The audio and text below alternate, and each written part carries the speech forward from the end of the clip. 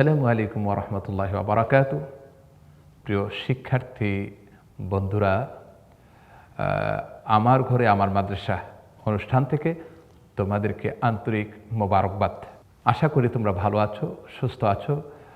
নবম শ্রেণীর হাদিস শরীফ পঞ্চম অধ্যায়, আজকে পঞ্চম এবং ষষ্ঠ অধ্যায় মিলে তোমাদের একটি ক্লাস হবে। পঞ্চম অধ্যায়ের যে অংশটুকুন বাকি ছিল, আমরা সেই অংশ থেকে তোমাদেরকে আগে হাদিসটা পড়িয়ে নিচ্ছি। চলো আমরা স্ক্রিনের মধ্যে দেখি। পঞ্চম অধ্যায়ের বাবুল কিয়াম, দাঁড়ানো সংক্রান্ত অধ্যায়ের মধ্যে আজকে ৭৭তম হাদিস।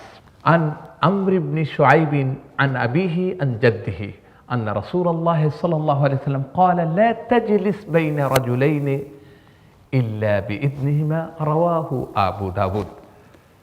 হযরতে আমর বিন শুআইব রাদিয়াল্লাহু তাআলা আনহু হাদিসখানা রওয়ায়াত করেছেন।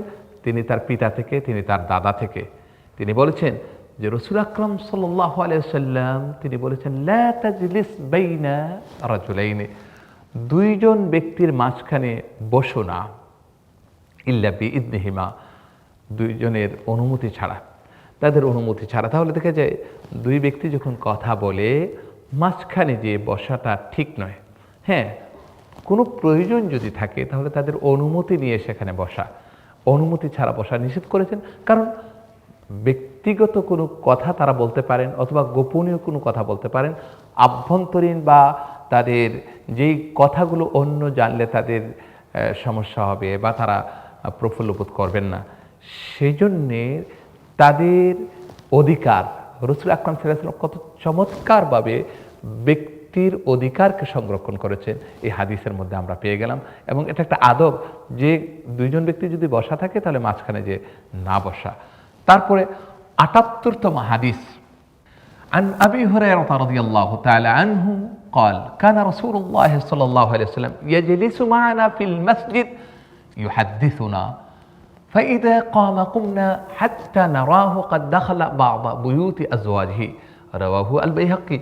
হযরত আবু হুরায়রা রাদিয়াল্লাহু তাআলা আনহু থেকে বর্ণিত, তিনি বলেছেন যে কানা রাসূলুল্লাহ সাল্লাল্লাহু আলাইহি ওয়াসাল্লাম ইয়াজলিসু মা'ানা ফিল মসজিদ, যে রাসূল করিম সাল্লাল্লাহু আলাইহি ওয়াসাল্লাম আমাদের সাথে মসজিদে নববীতে বসতেন এবং তিনি আমাদের সাথে কথাবার্তা বলতেন, বিভিন্ন বিষয়ে আলোচনা করতেন, হাদিস তিনি বলতেন।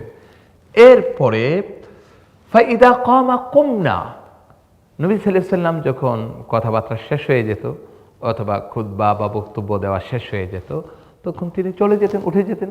ফাইদা কামা, নবী সাল্লাল্লাহু আলাইহি ওয়াসাল্লাম যখন দাঁড়িয়ে যেতেন, কামা ওই যে কিয়াম, দাঁড়ানো, দণ্ডায়মান হওয়া, নবী সাল্লাল্লাহু আলাইহি ওয়াসাল্লাম দাঁড়াতেন, তখন কুমনা, আমরাও দাঁড়াতাম, হাত্তা নারাহু কাদ দাখালা বা'দা বুয়ুতি আজওয়াজিহি, নবী সাল্লাল্লাহু আলাইহি ওয়াসাল্লাম যতক্ষণ না তার কোনো আজওয়াজ মুতাহহারাত, আমাদের উম্মাহাতুল মুমিনিন, আমাদের মা যারা নবীজির স্ত্রীগণ সহধর্মিণীগণ, কারো ঘরে প্রবেশ না করা পর্যন্ত, আমরা যতক্ষণ না দেখেছি নবীজি কারো ঘরে প্রবেশ করেছেন ততক্ষণ পর্যন্ত আমরা দাঁড়িয়ে থাকতাম।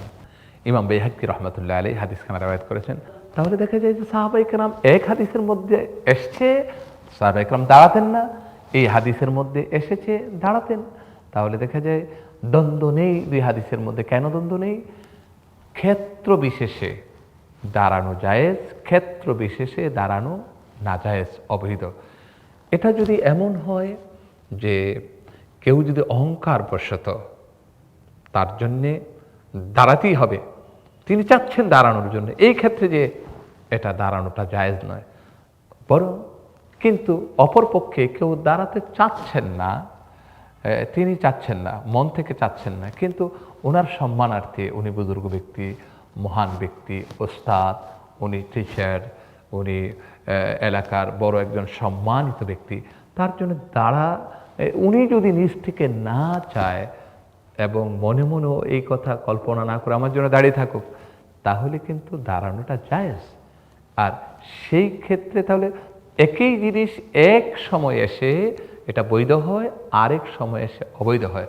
তাহলে আমরা আজকে যে বিষয়, আর নবী সাল্লাল্লাহু আলাইহি ওয়াসাল্লাম হচ্ছেন সাইয়্যিদুল মুরসালিন, সমস্ত নবীদের নবী, তিনি হচ্ছেন আল্লাহর পরে সবচেয়ে সম্মান এবং মর্যাদা যার, সেই নবীজির জন্য দাঁড়ানো এটা নাজায়েজ নয়, এটা জায়েজ। অতএব আমরা এই বিষয়গুলো, এগুলো হচ্ছে আদব, শিষ্টাচারিতা, ভদ্রতা, একটা মজলিসের ভদ্রতা, একটা বৈঠকের ভদ্রতা, একটা যে কোনো বিষয়ের একটা ভদ্রতা আছে, একটা আদব আছে। আমরা এই আদবগুলো কিন্তু নবীজি শিক্ষা দিয়েছেন, আমরা সেই আদবের প্রতি খেয়াল রাখবো ইনশাআল্লাহ। প্রিয় শিক্ষার্থী বৃন্দ, এতক্ষণ আমরা তোমাদেরকে পঞ্চম অধ্যায়ের বাবুল কিয়াম, দণ্ডায়মান দাঁড়ানো সংক্রান্ত হাদিসগুলো আমরা শেষ করেছি। এখন আমরা শুরু করব ষষ্ঠ অধ্যায়। ষষ্ঠ অধ্যায় শুরু হয়েছে বাবুল ওতাস ওয়াত্তাসাউব, হাঁচি দেওয়া এবং হাই তোলা। তোমরা অবশ্যই হাঁচি দাও এবং হাই আসে আমাদের। আর বর্তমান এই করোনা ভাইরাসের প্রেক্ষাপটে সারা পৃথিবীতে ডাক্তারগণ, বিজ্ঞানীগণ যে বিষয়টা নিয়ে বেশি চিন্তিত এবং মানুষকে যেই বিষয়টা নিয়ে বেশি সতর্ক করছেন তা হচ্ছে হাঁচির ব্যাপারে। হাঁচি দিলে পরে মুখ দিয়ে ঢেকে রাখতে হবে, তারপরে রুমাল দিয়ে মুখ ঢেকে হাঁচি দিতে হবে, যেন হাঁচির থেকে যেই শ্লেষাগুলো বের হয় এগুলো যেন মানুষের নিকটে না পৌঁছে সংক্রমিত যেন না হয় ইত্যাদি সতর্ক করছেন বর্তমান চিকিৎসা বিজ্ঞান এবং আমাদের সরকার প্রধান থেকে শুরু করে সকলেই। কিন্তু আশ্চর্যের বিষয় যে তোমরা আশ্চর্য হয়ে যাবে যে আজ থেকে ১৫০০ বছর আগে রাসূল করিম সাল্লাল্লাহু আলাইহি সাল্লাম এই হাঁচির তথ্য দিয়েছেন। চিকিৎসা বিজ্ঞানের যখন উৎকর্ষ সাধিত হয়নি, এত উন্নত যখন চিকিৎসা বিজ্ঞান, এমন উন্নয়ন যখন চিকিৎসা বিজ্ঞানের হয়নি, তখনই নবীজি সাল্লাল্লাহু আলাইহি সাল্লাম এই হাঁচির ব্যাপারে এবং হাই তোলার ব্যাপারে বিধিনিষেধ আরোপ করেছেন এবং একটা সুন্দর আদব শিক্ষা দিয়েছেন। একজন মানুষ যখন হাঁচি দেয় তখন কখনো কখনো হাঁচির থেকে যেই বাতাস বের হয়, বাতাসটা নাক দিয়ে মুখ দিয়ে, এটা কখনো কখনো ১৬০ কিলোমিটার বেগে বের হয় এবং তার ভিতর থেকে লাখ লাখ জীবাণু বের হয়ে যায়। এটা বর্তমান বিজ্ঞান বলছে। আর নবীজি সাল্লাল্লাহু আলাইহি সাল্লাম তখনকার যুগে যখন বিজ্ঞান ছিল না, তখনই নবী সাল্লাল্লাহু আলাইহি সাল্লাম হাঁচির ব্যাপারে বলেছেন, এই হাঁচি আসলে পরে তোমরা রুমাল দিয়ে, নবী সাল্লাল্লাহু আলাইহি সাল্লাম মুখের মধ্যে রুমাল দিতেন অথবা হাত দিয়ে এটাকে যেন মানুষের শরীরে যেন তার শ্লেষাগুলো না পৌঁছে, জীবাণু যেন না ছড়ায়, সেজন্য বাধা প্রদান করায় হাত দিয়ে ঢাকার জন্য নবী সাল্লাল্লাহু আলাইহি সাল্লাম বলেছেন। তাহলে ইসলামটা কত বৈজ্ঞানিক এবং ইসলামটা কত সুন্দর, এই শিক্ষাটা আজকে আমরা এখান থেকে জেনে নিই। দেখো স্ক্রিনের মধ্যে বাবুল ওতাস ওয়াত তাসাউব, এটা হলো হাঁচি দেওয়া এবং তাসাউব মানে হাই তোলা। মানুষ যখন অলস হয়ে পড়ে, মানুষের মধ্যে যখন ঘুম আসে, অলসতা যখন তৈরি হয়, তখন দেখা যায় যে হাই তুলে, তখন লাখ লাখ হাজার হাজার জীবাণু তার মুখের ভিতর দিয়ে ঢুকে। তো সেই জন্যে এই জীবাণু যেন মুখের ভিতর দিয়ে ঢুকে তার ক্ষতি সাধন করতে না পারে, তার জন্য নবী সাল্লাল্লাহু আলাইহি সাল্লাম এর প্রতিষেধক হিসেবে আগেই সুন্দর একটা ব্যবস্থা করেছেন হাদিসের মধ্যে, যেন মুখ দিয়ে ঢেকে রাখা, যেন জীবাণুগুলো ঢুকতে না পারে। আমরা দেখি হাদিসের মধ্যে নবী সাল্লাল্লাহু আলাইহি সাল্লাম কি বলছেন সরাসরি। দেখো এই বাবুল ওতাস এবং তাসাউবের আমরা কিতাবের মধ্যে, তোমাদের কিতাবের মধ্যে ৮০তম হাদিস, আন আবি হুরায়রা রাদিয়াল্লাহু তাআলা আনহু আন নবী সাল্লাল্লাহু আলাইহি ওয়াসাল্লাম قال ان الله يحب العطاس ويكره التثاؤب। হযরত আবু হুরায়রা রাদিয়াল্লাহু তাআলা আনহু থেকে বর্ণিত, তিনি বলেছেন নবী সাল্লাল্লাহু আলাইহি ওয়াসাল্লাম বলেছেন, ইন্নাল্লাহা ইউহিব্বুল উতাসা, আল্লাহ পাক হাঁচি দেওয়াকে আল্লাহ পছন্দ করেন, ওয়ায়াকরাহু আত-তাসাউব, হাই তোলাকে অপছন্দ করেন। দেখো কি চমৎকার বিষয়, আল্লাহ পছন্দ করেন হাঁচি দেওয়াকে, কারণ হাঁচি যখন দেয় এর যে স্প্রিট, তার ভিতরের জাম এবং জীবাণুগুলো আছে, হাঁচির সাথে সাথে জীবাণুগুলো দূরে সরে যায়, বের হয়ে যায়। তাহলে তখন মানুষ তার ব্রেনটা সতেজ হয়, তার শরীর সতেজ হয়, তার থেকে দুর্বলতাগুলো চলে যায়। সেজন্যে এটা একটা ভালো একটা কাজ, ভালো একটা মানুষ সুস্থ থাকে, সুস্থ এর মধ্যে সে তার সুস্থতাও তৈরি হয়। সেই জন্য আল্লাহ সুবহানাহু ওয়া তাআলা পছন্দ করেন, এই সংবাদ দিয়েছেন নবী সাল্লাল্লাহু আলাইহি ওয়াসাল্লাম। এবং ইয়াকরাহু আত-তাসাউবা, নবী সাল্লাল্লাহু আলাইহি ওয়াসাল্লাম তাসাউবকে, হাই তোলাকে অপছন্দ করেন, যেহেতু এর মাধ্যমে জীবাণুগুলো ঢুকে মানুষ রোগাক্রান্ত হয়ে যাওয়ার সম্ভাবনা বেশি। আর সেই তথ্য নবী সাল্লাল্লাহু আলাইহি ওয়াসাল্লাম ১,৫০০ বছর আগে দিয়েছেন। তারপরে নবী সাল্লাল্লাহু আলাইহি ওয়াসাল্লাম বলেছেন কি করতে হবে হাঁচি দিলে এবং হাই আসলে কি করতে হবে। ফাইদা আতাসা আহাদুকুম ওয়া হামিদাল্লাহ, তোমাদের কোনো ব্যক্তি যখন হাঁচি দিবে ওয়া হামিদাল্লাহ, হাঁচি দেওয়ার পর তার একটা দায়িত্ব আছে। ইসলাম চমৎকার কাজ করেছে। ইসলাম একটি কমপ্লিট কোড অফ লাইফ, মানুষের পূর্ণাঙ্গ জীবন বিধান ইসলামের মধ্যে আছে। এই হাঁচি যে দিল, সে যে সুস্থ হলো, তার জীবাণুগুলো বের হয়ে গেল, তার ব্রেনটা সতেজ হলো, তার প্রাণ চাঞ্চল্য ফিরে আসলো, তাহলে সে কি করা উচিত? তার করা উচিত সে আল্লাহর প্রশংসা করবে। সেজন্য নবী সাল্লাল্লাহু আলাইহি ওয়াসাল্লাম বলেছেন ওয়া হামিদাল্লাহ। এরপরে সে যখন আল্লাহর, অন্য হাদিসের মধ্যে আসছে ফাহমাদিল্লাহ, তখন হাঁচি আসলে পরে আল্লাহর প্রশংসা করবে, আলহামদুলিল্লাহ বলবে। ও হামিদাল্লাহ, সে আল্লাহর প্রশংসা তো আলহামদুলিল্লাহ বলে। কান হাক্কান আলা কুল্লি মুসলিমিন সামিআহু। এখন তার পাশে কোনো ব্যক্তি যখন হাঁচি দেয়, তার পাশে যখন কোনো লোক থাকে, তাহলে তার একটা ওই লোকেরও একটা দায়িত্ব আছে। কি দায়িত্ব? যিনি তার পাশে থাকা লোকটি, যিনি শুনলেন, যিনি হাঁচি দিলেন, হাঁচি দেওয়ার পর আল্লাহর প্রশংসা আলহামদুলিল্লাহ বলাটা শুনলেন, যখন তিনি শুনলেন, তখন কান হাক্কান আলা কুল্লি মুসলিমিন সামিআহু, প্রত্যেক মুসলমান যে এই হাঁচি দেওয়ার পর তার এই আলহামদুলিল্লাহ বলাটা শুনেছে, আইয়াকুল লাহু ইয়ারহামুকাল্লাহ, সে তার জন্য দোয়া করবে, বলবে ইয়ারহামুকাল্লাহ, আল্লাহ তোমার উপর রহম করুন। তাহলে দেখো কি চমৎকার একটা তথ্য নবী সাল্লাল্লাহু আলাইহি ওয়াসাল্লাম ১,৫০০ বছর আগে দিয়েছেন। হাঁচি দিলে সে আলহামদুলিল্লাহ বলবে, আল্লাহর প্রশংসা করবে, আর যিনি শোনেন তখন তিনি ইয়ারহামুকাল্লাহ, তার জন্য দোয়া করবে। কেন দোয়া করবে? এই জন্য দোয়া করবে, সে একটা ভালো কাজ করলো, অথবা আল্লাহ পাক তাকে সুস্থতার জন্য একটা ব্যবস্থা করলেন, তাহলে তার জন্য একটা দোয়া করা। এবং এরপরে কি বলছেন নবী সাল্লাল্লাহু আলাইহি ওয়াসাল্লাম, ফাম্মাত তাসাউব ফাইন্নামা হুয়া মিনাশ শাইতান, এই যে হাই আসা, হাই তোলা, এটা শয়তানের পক্ষ থেকে আসে। অতএব ফাইদা তাসাআবা আহাদুকুম ফালিয়ারুদ্দাহু মাস্তাতা, তোমাদের কেউ যখন এই জাতীয় হাই দিবে, তখন সে তার সাধ্য অনুযায়ী তাকে প্রতিহত করবে। ফাইন্না আহাদাকুম ইযা তাসাআবা তাহাকা মিনহু শাইতান, কেননা তোমাদের কোনো ব্যক্তি যখন এই হাই তোলে, হাই যখন তার আসে, তখন শয়তান তার থেকে হাসে। রাওয়াহু আল বুখারী, ইমাম বুখারী রাহমাতুল্লাহ আলাইহি হাদিস খানা রওয়ায়াত করেছেন। শয়তান কেন আসে?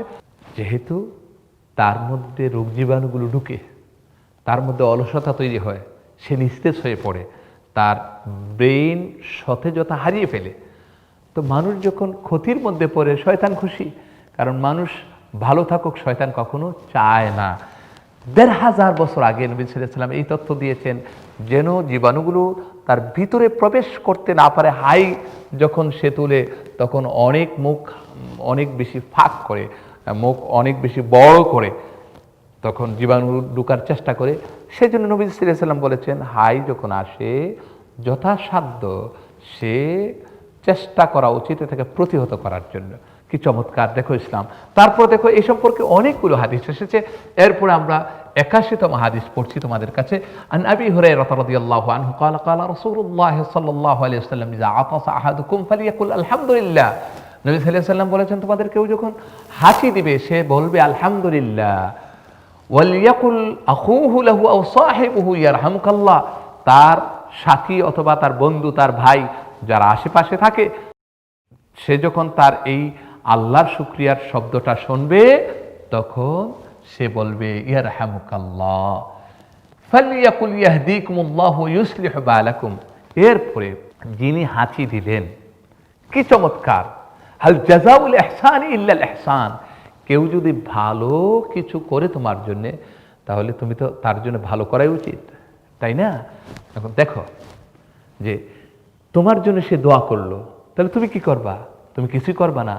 না, এমনটা নয়। এবং নবী সাল্লাল্লাহু আলাইহি ওয়াসাল্লাম বলেছেন, তুমি তখন কি বল, তুমি হাঁচি দেওয়ার পর আলহামদুলিল্লাহ বললে, বলার পর তোমার জন্য তোমার ভাই দোয়া করলো, তখন যে তুমি আবার তার জন্য বলবে ফালিয়াকুল, যিনি হাঁচি দিলেন সে বলবে ইয়াহদিকুমুল্লাহু ইউসলিহু বালাকুম, আল্লাহ তোমাদেরকে হেদায়েত দান করুন, সঠিক পথ দান করুন এবং তোমাদের অবস্থা ভালো করুন, তোমাদেরকে কল্যাণ দান করুন।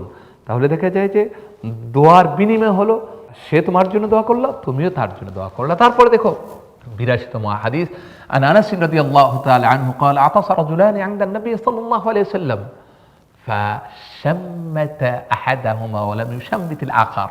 হযরত আনাস রাদিয়াল্লাহু তাআলা আনহু বলেন যে আতাস রাজুলান عند النبي صلى الله عليه وسلم, নবী সাল্লাল্লাহু আলাইহি ওয়াসাল্লামের নিকটে দুটি লোক হাঁচি দিল। তখন নবী সাল্লাল্লাহু আলাইহি ওয়াসাল্লাম দেখা যায় যে একজনের হাঁচির উত্তর দিলেন, আরেকজনের হাঁচির উত্তর দিলেন না। فقال الرجل يا رسول الله شمت هذا ولم تشمتني, তখন যার হাঁচির উত্তর দিলেন না নবী সাল্লাল্লাহু আলাইহি ওয়াসাল্লাম ইয়ারহামুকাল্লাহ বললেন না, তখন ওই লোকটি বলল ইয়া রাসূলুল্লাহ, ওই লোকটার, আমার পাশে থাকা লোকটার হাঁচির উত্তর দিলেন, তার জন্য দোয়া করলেন, আমার জন্য দোয়া করলেন না। তখন নবী সাল্লাল্লাহু আলাইহি ওয়াসাল্লাম قال ان هذا حمد الله ولم تحمد الله, নবী সাল্লাল্লাহু আলাইহি ওয়াসাল্লামের কারণ ব্যাখ্যা করলেন, শুনো, তুমি আলহামদুলিল্লাহ বলো নাই, আর সেই লোকটি আলহামদুলিল্লাহ বলেছে, হাঁচি দেওয়ার পর আলহামদুলিল্লাহ বলা তোমার দায়িত্ব ছিল, সেই জন্যে তুমি যেহেতু বলো নাই এবং আল্লাহর তাসবিহ প্রশংসা করো নাই, সেজন্য তোমার উত্তরও আমি দেই নাই। তাহলে বন্ধুরা দেখো, তাহলে হাঁচি দিলে পরে আলহামদুলিল্লাহ বলতে ভুলে যেও না। আর তোমার আশেপাশে যে সমস্ত বন্ধুরা থাকবে বা যাদের সাথে তোমার ওঠা বসা থাকবে, তাদেরকে কিন্তু এই দোয়াটা শিক্ষা দিবে যে হাঁচি দিলে পরে তোমরা আলহামদুলিল্লাহ বলবে। তারপরে 83তম হাদিস, عن أبي موسى رضي الله عنه قال سمعت رسول الله صلى الله عليه وسلم يقول إذا عطس أحدكم فحمد الله فشمتوه وإن لم يحمد الله فلا تشمتوه رواه مسلم। নবী সাল্লাল্লাহু আলাইহি ওয়াসাল্লাম বলেছেন, কেউ যখন হাঁচি দিবে তখন হাঁচির জবাব দিবে, সে যদি আলহামদুলিল্লাহ বলে আর যদি আলহামদুলিল্লাহ না বলে তাহলে তার হাঁচির জবাব দিবে না। তাহলে দেখা যায় যে হাঁচির জবাব দেওয়া কি এ সম্পর্কে নবী সাল্লাল্লাহু আলাইহি ওয়াসাল্লাম বলেছেন। এই হাদিসের মধ্যে অনেকগুলো হাদিস তোমাদেরকে পড়াচ্ছি, আমরা সারাংশ যে সবগুলো ব্যাখ্যা করব, সুন্দরভাবে এর হুকুমগুলো বলে দেব। দেখো এরপরে 84তম হাদিস, আন সালমা বিন আল আকওয়া রাদিয়াল্লাহু আনহু আন্নাহু সামিআ নবী সাল্লাল্লাহু আলাইহি ওয়াসাল্লাম, হযরত সালমা বিন আকওয়া রাদিয়াল্লাহু তাআলা আনহু থেকে বর্ণিত, তিনি শুনেছেন নবী সাল্লাল্লাহু আলাইহি ওয়াসাল্লাম থেকে, ওয়া আতাসা রাজুলুন ইনদাহু, এমন অবস্থায় যে নবী সাল্লাল্লাহু আলাইহি ওয়াসাল্লামের নিকটে একজন লোক হাঁচি দিল, ফাকালা লাহু ইয়ারহামুকাল্লাহ, নবী সাল্লাল্লাহু আলাইহি ওয়াসাল্লাম তার জন্য বললেন ইয়ারহামুকাল্লাহ। সুম্মা আতাসা উখরা ফাকালা আর-রাজুলু মাগজুম, সুম্মা আতাসা উখরা, ওই লোকটি আবার হাঁচি দিল। রাওয়াহু মুসলিম, এই রিওয়ায়াতটা, এই শব্দগুলোর রিওয়ায়াত করেছেন, বর্ণনা করেছেন ইমাম মুসলিম। এরপরে দেখো ফি রিওয়ায়াতিন লিতিরমিজি, তিরমিজি শরীফের অন্য রিওয়ায়াতের মধ্যে আসছে আন্নাহু ক্বালা লাহু ফি সালিসাতি আন্নাহু মাসকুমুন, নবী সাল্লাল্লাহু আলাইহি ওয়াসাল্লাম এই লোকটি যখন দ্বিতীয়বার হাঁচি দিল, অথবা তিরমিজি শরীফের মধ্যে আসছে তৃতীয়বার যখন লোকটি হাঁচি দিল, তখন নবী সাল্লাল্লাহু আলাইহি ওয়াসাল্লাম বললেন এই লোকটি ঠান্ডা সর্দিতে আক্রান্ত। মানে একাধারে যখন কয়েকবার হাঁচি দেয় তাহলে দেখা যায় যে এটা স্বাভাবিক হাসি না, এটা রোগের কারণে তার ঠান্ডা লেগেছে। অনেক সময় যখন ঠান্ডা লাগে তখন দেখা যায় যে হাঁচি আসে, তখন নবী সাল্লাল্লাহু আলাইহি ওয়াসাল্লাম মাসকুমুন, লোকটি হচ্ছে ঠান্ডা কাশে সর্দিতে আক্রান্ত ব্যক্তি। তারপরে 85তম হাদিস দেখো, আন আবি সাঈদ আল-খুদরি রাদিয়াল্লাহু আনহু আন্না নবী সাল্লাল্লাহু আলাইহি ওয়াসাল্লাম ইযা আতাসা গাত্তা ওয়াজহাহু, সুবহানাল্লাহ, যে দেখো কি চমৎকার জিনিস। হযরত আবু সাঈদ খুদরি রাদিয়াল্লাহু তাআলা আনহু থেকে বর্ণিত, তিনি বলেছেন ইযা আতাসা গাত্তা ওয়াজহাহু, নবী সাল্লাল্লাহু আলাইহি ওয়াসাল্লাম ইযা আতাসা গাত্তা ওয়াজহাহু বিয়াদিহি আও সাওবিহি, নবী সাল্লাল্লাহু আলাইহি ওয়াসাল্লাম যখন হাঁচি দিতেন তখন তার হাত দ্বারা অথবা কাপড় দ্বারা মুখ ঢেকে দিতেন। সুবহানাল্লাহ। আজকে বিজ্ঞানীরা, চিকিৎসা বিজ্ঞান মানুষকে বারবার বলার চেষ্টা করছে, এই যে করোনা ভাইরাস যেটা সংক্রামিত হয় একজন থেকে আরেকজনের স্পর্শ করে, ছোঁয়াচে রোগ, বিশেষ করে হাঁচি কাশির মাধ্যমে এটা বেশি ছড়ায়। আমি তোমাদেরকে বলেছি একজন লোক যখন হাঁচি দেয় প্রায় কখনো কখনো হাঁচির গতিবেগ 160 কিলোমিটার পর্যন্ত তার গতিবেগ থাকে। তাহলে কত দ্রুত তার বাতাস বের হয়, একদম ভিতর থেকে সমস্ত জার্ম এবং জীবাণুগুলো বের হয়ে যায়। তাহলে আজ থেকে ১,৫০০ বছর আগে নবী সাল্লাল্লাহু আলাইহি ওয়াসাল্লাম কি পদ্ধতি দিয়েছেন, তাহলে দেখো ১,৫০০ বছর আগে নবী সাল্লাল্লাহু আলাইহি ওয়াসাল্লাম কি আমলটা করেছেন, মুখ ঢেকে রেখেছেন। এবং ওয়াগাদ্দা বিহা সাওতাহু, নবী সাল্লাল্লাহু আলাইহি ওয়াসাল্লাম তার আওয়াজকে ক্ষীণ করতেন, মানে অনেক জোরে হাঁচি দিতেন না, একটু নিয়ন্ত্রণ করার চেষ্টা করতেন। তাহলে আজকে আমরা যে তথ্যগুলো আজকের এই ক্লাসের মধ্যে পেলাম, চমৎকার হাঁচি দেওয়া, এটা কিন্তু ওয়াজিব, এটা কিন্তু কেউ কেউ বলেছেন ফরজ, যেহেতু নবী সাল্লাল্লাহু আলাইহি ওয়াসাল্লাম অর্ডার করেছেন, আর কেউ কেউ বলেছেন এটা সুন্নত, আমরা এটা অবশ্যই পালন করব। এবং হাঁচি দিয়ে আলহামদুলিল্লাহ বলা, এবং পাশে যিনি থাকেন তিনি দোয়া করা, ইয়ারহামুকাল্লাহ বলা, আবার ইয়ারহামুকাল্লাহ শোনার পর যিনি হাঁচি দিলেন তিনি ইয়াহদিকুমুল্লাহু ইউসলিহু বালাকুম, এই দোয়াটা পড়া। তাহলে তোমরা এই দোয়াগুলো শিখবে, হাদিস থেকে আমরা যা পড়ালাম এগুলো তোমরা মুখস্থ করে নিবে এবং আশেপাশে তোমাদের বন্ধু বান্ধব সকলকে সেটা শিক্ষা দেওয়ার চেষ্টা করবে। তাহলে আমরা গুরুত্বপূর্ণ একটি তথ্য হাঁচি এবং হাই, এই দুইটা বিষয়ে জানলাম। এখন তোমরা বাসায় বসে অবশ্যই বক্তব্য শুনছো, এখন তোমাদেরকে বাড়ির কাজ দিয়ে দিচ্ছি।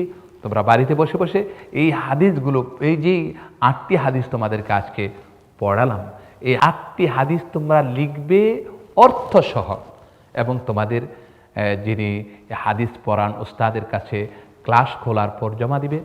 প্রিয় ছাত্র বন্ধুরা, আজকে আমরা এখানেই বিদায় নিচ্ছি।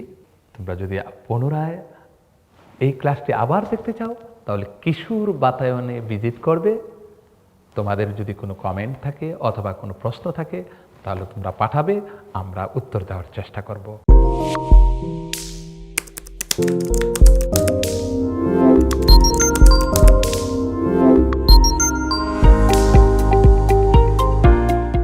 ভালো থাকো, সুস্থ থাকো এবং হাদিস অনুযায়ী আমল করার চেষ্টা করো।